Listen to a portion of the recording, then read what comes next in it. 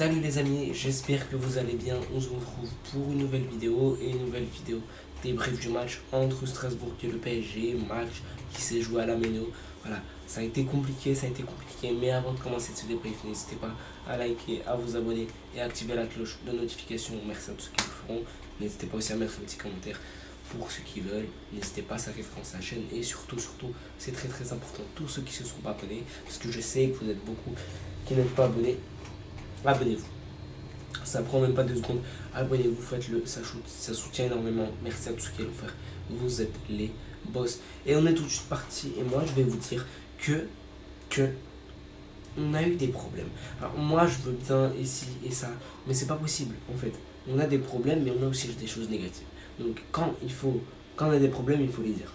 Il faut le dire. Il ne faut pas se cacher derrière je sais pas quoi, parce qu'on a gagné. Il y en a beaucoup qui sont omnibulés par la victoire. Alors oui, on reste premier, oui, voilà, mais il y en a beaucoup qui restent omnibulés par la victoire. Et ça, il ne faut pas le faire. Ça, il ne faut pas rester omnibulé par la victoire. Parce que sinon, ça nous fait que notre club il avance pas et on va pas faire le bas, les mecs. Il faut dire quand il y a des problèmes.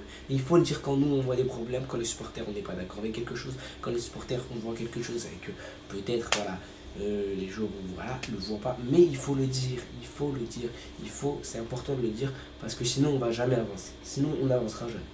Donc il faut dire ce qu'il est, il faut dire la réalité des choses. Et pour moi, je suis là pour dire la réalité des choses. Et je suis là pour essayer de donner mon avis et de donner mon point de vue. Et d'essayer d'être le maximum objectif. Moi je suis là pour ça. Et déjà il faut dire que Strasbourg est une très bonne équipe de Ligue 1 qui joue très bien et qui a quand même des très bons joueurs. Je pense notamment à Guéladoué, je pense à Moreira, je pense à Sarr, alors gardien qui est pas mal, je sais pas comment il s'appelle. Donc il y a des bons joueurs quand même. Il y a des bons joueurs. Donc c'est pas n'importe quoi, Strasbourg. Il y a des bons joueurs. Strasbourg, il y a des bons joueurs, c'est pas n'importe quoi. C'est pas je sais pas quoi. C'est pas du n'importe quoi. C'est pas du n'importe quoi. Donc Strasbourg, il y a des bons joueurs. Maintenant, c'est à nous c'est à nous de se remettre en question collectivement. Et c'est à nous, il y a certains joueurs qui doivent se remettre en question aussi. Parce qu'il y a aussi des choses qui ne sont pas. Alors, je vais commencer par dire que cette première période, elle a été un peu compliquée. Oui, Strasbourg est venu, ils t'ont pressé, t'arrivais pas trop à sortir du pressing. Tu donnes un penalty, voilà, parce qu'il y a un de Marquinhos. Oui, il y a penalty, il y a un de Marquinhos. Donc, ça fait main, et donc ça fait penalty arrêté. Donc voilà, donc cette première période, t'essayes de construire. Tu mets un peu d'envie, tu mets de l'envie. Il y a de l'envie, tu vois l'envie des joueurs d'aller chercher, de faire quelque chose au moins. Donc il y a de l'envie dans ce match-là. Il y a une construction, mais qui est très lente, il faut le dire. En première période, on a été très lent. Très lent, on a été. Et moi, ça m'a saoulé, honnêtement. Honnêtement, ça me saoule. En fait, il faut comprendre un truc. Quand tu vas jouer une équipe comme Strasbourg et qui va te rentrer dedans, les mecs, on sait que Strasbourg, c'est pas une équipe de je sais pas quoi. Strasbourg, c'est une très belle équipe, je le répète, et c'est une équipe qui va te rentrer dedans.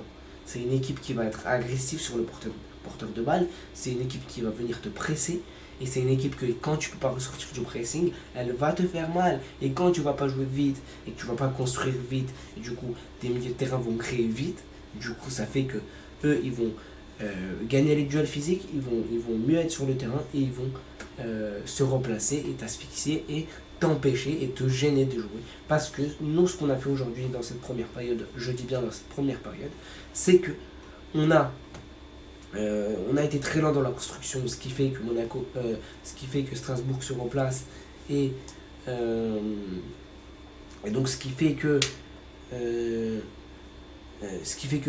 ils t'ont empêché de construire, et du coup quand t'étais trop lent tu repartais en arrière, etc. Ton milieu de terrain il allait pas assez vite, il n'y avait pas assez de solutions, il n'y avait pas assez de mouvement, il n'y avait pas assez d'appel en profondeur. Ça a été un peu compliqué, tu marques sur une déviation un peu de nulle part, déviation des jambes de Barcola, ça revient sur Mayolo au but. Oui, il y a eu de l'efficacité, mais c'est pas encore une fois extraordinaire. Je ne crée pas énormément d'occasions. c'est vraiment un peu compliqué. Tu ne te crées pas beaucoup d'occasions, tu fais pas énormément de jeu vers l'avant. Et il faut le dire qu'on marque pas dans le jeu, on marque pas dans le jeu, on marque sur une déviation et quelque chose qui se passe. Donc voilà, il faut le dire, c'est quand même important. Voilà, c'est compliqué. Il va falloir se remettre un peu la tête à l'endroit, se remettre en question un peu. Et voilà. Mais voilà, il va falloir se bouger un peu. Et en deuxième période, tu as vu un meilleur PSG. Pour moi, en deuxième période, j'ai vu un meilleur PSG. Un PSG qui a le milieu de terrain de Strasbourg en deuxième période n'a pas existé. Hein. Ils n'ont pas existé, mis à part quelques occasions, mais ils n'ont pas vraiment existé leur milieu de terrain en deuxième période. Voilà, tu as essayé un peu de prendre le contrôle du match, entre guillemets. On a eu la possession, tu as poussé, on a poussé, et donc du coup tu as fait rentrer Désiré Doué, l'entrée de Doué t'a fait du bien. Il a essayé d'apporter quelque chose Doué. L'entrée de Kanguini, les mecs, l'entrée de Kanguini, elle est incroyable. Après on va parler joueur par joueur, mais là je dis les entrées, parce que les entrées vraiment, c'est un peu ça qui t'a, je sais pas, qui t'a donné un peu un coup de boost si je peux dire. Mais l'entrée de Désiré Doué a été bonne, les mecs. Hein. Ça n'a pas été fantastique, il a essayé, il a ramené un peu de dérive, un peu de percussion. Ça a été mieux que les dernières fois déjà, parce que Doué, il faut se dire quand même, depuis 6-7 matchs, avant ça allait pas bien. Donc là, dans ce match-là, ça allait mieux. Je sais pas, c'est peut-être parce qu'il joue contre son frère, je sais pas. Mais Doué, ça a été mieux, il a percuté, il a fait du mal, il a dribblé, il a essayé d'apporter du danger. Donc moi, j'ai trouvé plutôt une bonne entrée de Désiré Doué, donc voilà. J'ai trouvé un bon Doué quand même. Après moi, mon problème, c'est, les mecs, j'ai un problème. Moi, mon problème, alors l'entrée d'Ousmane Dembélé, elle a été atroce. Alors Dembélé, il a essayé aussi, mais on l'a pas vu vraiment, on l'a pas beaucoup vu. Il a essayé de décrocher, c'était compliqué. Voilà, ça arrive qu'il soit dans des périodes de moins bien. Il y aura des périodes de moins bien, c'est sûr. Mais Dembélé, aujourd'hui, ça a été vraiment, vraiment compliqué. Et vraiment, vraiment dur pour Ousmane dans ce match-là. Son entrée, elle n'est pas bonne du tout. Voilà, c'est compliqué pour Ousmane. Son entrée, ça n'a pas été fameux, comme je vous l'ai dit. Il n'a pas apporté grand-chose, mais à part qu'il a essayé de décrocher un peu. Mais même ça, c'était pas fameux, il n'y apportait pas de danger, quoi. Donc voilà. Donc juste pour vous dire comme ça que Dembélé, ça n'a pas été fameux. On va pas lui tomber dessus, je vais pas lui critiquer, je vais pas le je sais pas quoi. Il y a des périodes où ça va un peu moins bien, c'est normal. Peut-être que Ousmane est dans cette période-là. On va pas le tomber dessus. Et il y en a beaucoup qui vont nous dire ah ouais, mais Ousmane, rate un ballon d'or, arrêtez. Arrêtez, maintenant on pense à cette saison. Le ballon d'or c'est fini, c'était la saison dernière. Là, il y a une nouvelle saison, donc voilà. Ceux qui sont encore sur le ballon d'or et sur le truc, voilà, il y avait le ballon d'or pour Ousmane, il doit y avoir son ballon d'or, il ne doit pas y avoir. À un moment donné, ça y est. Il faut juger sur cette saison et pour l'instant, Ousmane, c'est compliqué vraiment. Il faut le dire que quand c'est compliqué. Et donc, du coup, pour Ousmane, j'espère qu'il va se remettre en question et j'espère qu'il y aura des prises de conscience et tout. Et j'espère que collectivement aussi, ça va se remettre en question. Mais moi, ce que j'ai très bien aimé, c'est l'entrée de Lee Kang-in, l'entrée de Lee Kang-in. Et on a vu ce que Lee Kang-in a fait et que d'autres joueurs n'ont pas fait du PSG. Lee Kang-in, lui, il sortait du pressing en se retournant ou en éliminant les joueurs de par ses dribbles et tout. Il sortait du pressing, il lançait des profondeurs. Soit il lançait des profondeurs à terre, soit il faisait des transversales en profondeur. Il faisait quelque chose. Et Lee Kang-in a très très bien fait son taf. Et Lee Kang-in t'as fait une entrée XXL. Magnifique entrée de Lee Kang-in. Incroyable Lee Kang-in. Vraiment kiffé son entrée et son match du coup. Il a fait une très très bonne entrée et c'est lui qui t'a un peu débloqué la situation, c'est lui qui t'a permis que tu as un peu cette sérénité et pour pouvoir ressortir du pressing de Strasbourg. Il t'a très très bien aidé et il t'a beaucoup aidé pour ça. Donc Kang-in a été très très bon, donc très bon match de sa part. Ensuite, moi je vais parler des joueurs par joueur. On va commencer par Safonov. Safonov a été très très bon. Safonov dans ce match-là a été très très bon et ça va devenir vite compliqué pour Lucas Chevalier pour prendre des points, là, pour marquer des points, parce que Safonov marque beaucoup de bons points. Safonov est beaucoup très très bon et très très bon. Safonov fait ce qu'il a à faire, Safonov sait ce qu'il a à faire et il est très très bon. Donc Safonov, moi j'aime bien. Je kiffe sa performance. Après, voilà, Chevalier, il a été sur le banc, je sais pas. Mais là, c'est vrai qu'il faut le dire objectivement, Safonov fait des meilleures performances que Lucas Chevalier. Il est plus rassurant dans les cages que Lucas Chevalier. Il est plus à l'aise. Voilà, donc Safonov est très très bon. Hein. Donc il a été très très bon aujourd'hui. Il t'arrête un penalty. Il te fait des bonnes parades quand il faut. Et du coup, t'encaisses pas aussi à cause de lui parce qu'il te fait des très très très bonnes parades. Donc très très très bon match de Matvei Safonov. Et j'espère que ça va continuer comme ça. À voir ce que ça va donner dans les gardiens. Mais je pense que Safonov, là, ça va être compliqué de le déloger. Et je pense que si ça continue comme ça, Safonov vraiment peut prendre une place du numéro 1 de gardien au PSG. Et ça va vite devenir compliqué au PSG quand tu sais que t'as payé quand même Lucas Chevalier 45 millions d'euros. Je crois que c'était un truc comme ça. Donc, quand même, t'as déboursé quelque chose. C'est pas pour le mettre sur le banc. Je sais pas maintenant ce que va faire Luis Enrique. Forcément, il doit avoir de la concurrence, mais ça devient compliqué pour Lucas Chevalier, vraiment, vraiment, parce que à côté, tu as un très très bon Matvei Safonov. Alors voilà, la défense. Et moi, je vais vous dire, Nuno Mendes a été très très bon offensivement, mais défensivement, il s'est fait arracher. Défensivement, il s'est fait arracher. Pourquoi déjà? Parce qu'il n'y a personne qui venait l'aider. Il était tout seul sur son côté. Ça faisait pas les replis avec Nuno. Ça a laissé Nuno tout seul. Donc du coup, il se faisait passer comme je sais pas quoi, comme un plot, il se faisait passer. Forcément, quand Nuno Mendes il est tout seul, on voit c'est compliqué. Et donc c'est pour ça qu'il faut venir l'aider de par nos milieux, de par nos attaquants, de par Bradley qui faisait un peu d'effort. Mais on va en parler après de Bradley. Mais les milieux de terrain n'ont vraiment pas aidé dans ce match-là défensivement. Les milieux de terrain ont été à la boîte défensivement. Et ça, il faut le dire. Les milieux de terrain défensivement, ça n'a pas été fameux. On ne venait pas aider, donc notre milieu de terrain ne venait pas aider nos défenseurs. Et notamment, il ne venait pas aider Nuno Mendes. Il ne venait pas aider Hakimi. Hakimi aussi a pris la flotte défensivement. Marquinhos a pris la flotte aussi. Le seul qui a été bon, c'est Pacho. Et moi, les mecs... moi ça me dérange. Ça me dérange. Et moi je comprends pas comment tu peux laisser tes défenseurs tout seuls. Que tu les laisses tout seuls. Regardez la saison dernière. Alors je vais pas faire d'excuses, je vais pas chercher des excuses, mais juste je vous montre un exemple. Regardez la saison dernière. Tout le monde venait aider tout le monde. Et les milieux de terrain on aidait nos défenseurs. Les attaquants on aidait nos défenseurs. Mais là dans ce match là, ce qui s'est passé, c'est pas ça.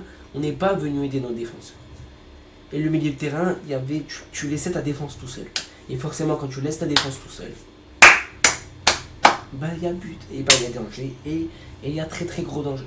Et c'est ce qu'on a fait dans ce match-là. Notre milieu de terrain, aujourd'hui, ça a été compliqué. Le seul qui sort un peu du lot, on va en parler. Mais voilà, Nuno Mendes, offensivement, sinon, ça a été très très bon. Très bon match de Nuno Mendes, offensif. Défensivement, vraiment, il s'est fait manger. Mais c'est pas de sa faute, il n'est pas aidé. Je vous rappelle encore une fois qu'il n'a pas été aidé, mais offensivement il a été très très bon. Il marque en plus, il se projette très très vite, il part en contre, et il joue avec Bradley, il a été très très bon offensivement. Et même quand Doué est rentré, il a été bon. Donc ça fait du bien. Ensuite, Pacho pour moi c'est le seul qui a été rassurant. Quand il met son pied, on dirait que je sais pas moi, il n'y a rien qui passe. On dirait que c'est du béton, c'est du fer, c'est solide comme je sais pas quoi. Mais quand il met son pied, Pacho, tu peux pas le passer. Quand il met son pied, tu ne peux pas le passer. Quand il met un coup de physique, tu peux pas le passer. Pacho est très très bon. Tu peux pas le passer. Tu peux juste pas le passer. Essaye de le passer, tu réussiras peut-être une fois sur 100. Mais Pacho a été très très bon. Très très bon. Très très bon Pacho. À côté de lui, Marquinhos a été très compliqué. C'est lui qui donne le penalty. Après, c'est compliqué. Son placement, je trouve qu'il n'a pas été énorme, il n'a pas été incroyable, il montait beaucoup trop, je trouve, Marquinhos, alors que voilà, à un moment donné, il y a une action, et normalement, ça c'est l'action du but de Strasbourg. Pacho et Marquinhos sont très très hauts, du coup, ce qui fait que Vitinha et Neves sont obligés d'être les deux défenseurs, parce que Marquinhos et Pacho, ils sont hauts. Hakimi, il est en retard sur, je sais plus c'est qui. Donc Gueladoué, je crois que c'est Moreira, mais je suis pas sûr. Gueladoué passe devant João Neves, je crois. Centre, but de Gueladoué. Le but de Gueladoué est très très bon, et très très bon mouvement de Gueladoué. Voilà. Donc voilà, il marque, et donc là il y a un partout. Et donc voilà. Donc voilà, la deuxième période, voilà, elle a été meilleure comme je vous l'ai dit. Qu'est-ce que j'ai à dire d'autre? Voilà, le milieu de terrain, vraiment, Vitinha, il a été en dessous. Vitinha a été en dessous pour moi dans ce match-là, ça a été compliqué. C'est vrai qu'on dit beaucoup que ça fait je sais pas combien de temps qu'on dit Vitinha exceptionnel. Là, aujourd'hui, j'ai trouvé un Vitinha très en dessous d'habitude. On n'a pas l'habitude de le voir comme ça. Alors pourquoi? Il y a une explication à ça. C'est parce que Neves, on voyait beaucoup plus Neves que Vitinha. Vitinha restait beaucoup plus bas, je le voyais. C'est lui qui un peu repartait défensivement et c'est lui qui était là-bas pour combler Nuno Mendes, le côté gauche. Donc forcément que Vitinha était un peu plus reculé, il était un peu plus derrière pour assurer la défensive. Mais voilà, tu voyais João Neves beaucoup plus haut sur le terrain, il essayait de construire, mais ça, voilà, construction, ça a été très lent comme je vous l'ai dit. Donc voilà, donc Vitinha pas exceptionnel, un peu en dessous. Et João Neves, voilà, ça a été un peu compliqué aussi, mais il a été plutôt bon, il a essayé. Mais voilà. Je sais pas pourquoi Luis Enrique a fait ça, mais voilà, ça doit être une tactique, je sais pas. Et autre point important, mais Zaïre Emery qui es-tu? Zaïre Emery qui es-tu? Zaïre Emery qui es-tu? Zaïre Emery, encore une fois, elle a fait un match exceptionnel. Match exceptionnel de la part de Zaïre Emery. Incroyable. Hein, juste pour dire, Hakimi, ça a été compliqué. Et pour moi, voilà. Pour moi, il n'y a pas carton rouge. Hein, c'est beaucoup trop sévère pour moi. Il y en a qui vont me dire oui, il y a carton. Il y en a qui vont me dire il n'y a pas carton. Pour moi, vraiment, il y a carton jaune. Mais carton rouge, je trouve que c'est sévère. Et même s'il veut mettre carton rouge, ok. Il y avait penalty par contre. Oui. Mais par contre, les arbitres. Alors, arrêtez de nous douiller. Alors, je reviens vite fait sur les arbitres. Hein. Les arbitres, ça a été dégueulasse. L'arbitre dégueulasse. Arrêtez de nous douiller. À chaque fois, il y a des fautes. Il y a des poussettes de maillot. Il y a des balayettes sur Nuno Mendes. Il y a des balayettes sur Barcola. Tu sais pas. Alors, Gueladoué, c'est le dernier défenseur. Il te prend Barcola ici. Frérot, arrête. Il prend Barcola. Il est déséquilibre. Et tu sais pas faute, frérot. Au moins, c'est faute. Au moins, si tu donnes pas de carton, c'est faute. Non. Non, je dis pas faute. Et la VAR, à quoi elle sert? À quoi elle sert? La VAR, à quoi elle sert? Elle sert à quoi? Il sert à quoi? La VAR, vous servez à quoi? Vite ma mère, vous servez à quoi? À chaque fois, c'est la même chose. À chaque fois, quand c'est le PSG, non, on n'appelle pas la VAR, Allez vous faire foutre. À un moment donné, commencez à appeler la VAR quand il y a le PSG. Commencez quand il y a des trucs à appeler la VAR. Pas parce que c'est le PSG. Parce que c'est le PSG, parce qu'ils vont gagner, on n'appelle pas la VAR. Mais soyez normal. Sifflez quand il y a quelque chose. C'est du foot, bordel. C'est du foot. C'est comme si moi je privilégiais Marseille et Monaco et je chiffre pas pour.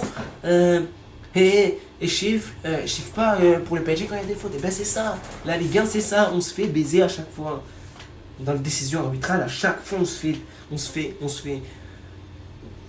Ils nous mettent, ils se disent allez, ils vont gagner, pas besoin de les pousser. Mais à chaque fois, on gagne et on le dit pas, et c'est ça le problème. À un moment donné, jusqu'à quand il va falloir le dire. Il va falloir arrêter de nous prendre pour des fous, pour des cons. Jusqu'à quand? Moi, j'en ai marre. Et voilà. Ensuite, Bradley Barcola a été très très bon. J'ai trouvé qu'il a été bon. Il a essayé d'apporter, de par ses dribbles, de par ses crochets. Après, voilà. Il a été très très bon. Mayolo, mis à part son but, ça a été très compliqué. Mbaye, ça a été compliqué. Des contrôles perdus, des déchets, du déchet dans les passes, etc., etc.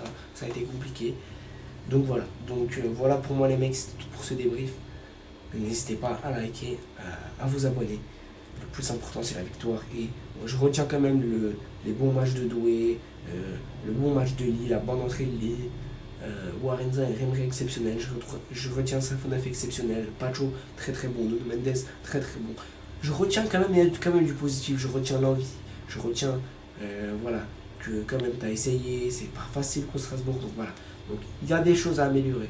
Notamment dans les occasions créées, dans le jeu, aller plus rapidement, dans le pressing un peu, le lien entre le milieu et la défense un peu, que les milieux reviennent défendre aussi, voilà, que les attaquants reviennent aussi, enfin tous ces replis là, il y a des choses à améliorer, mais voilà, mais j'en doute pas, on croit en PSG, on est toujours derrière le PSG et j'espère que ça va le faire. Voilà, maintenant ça va être costaud. La semaine prochaine t'as le Classico entre le PSG et l'OM au Parc des Princes. Donc voilà, ça va être un très très grand match. Après, on jouerait le vendredi d'après. Très très grand match aussi. Et après, tu joues Monaco en Ligue des Champions en barrage. Très très grand match aussi. Donc il n'y a que des grands matchs qui nous attendent là maintenant. Et il va falloir rassurer parce que voilà. Parce que maintenant, c'est maintenant où tout commence et c'est maintenant où tout peut se terminer. Donc voilà, il va falloir être costaud, il va falloir prendre des points, il va falloir gagner, vraiment gagner avec la manière et bien jouer. Voilà. Et retrouver un peu notre PSG qui a plusieurs phases de jeu et qui a plusieurs cordes à son arc. Voilà les mecs, j'espère que la vidéo vous a plu. N'hésitez pas à liker, à vous abonner. Vous êtes les boss. Bye. Et allez Paris. Bye les mecs.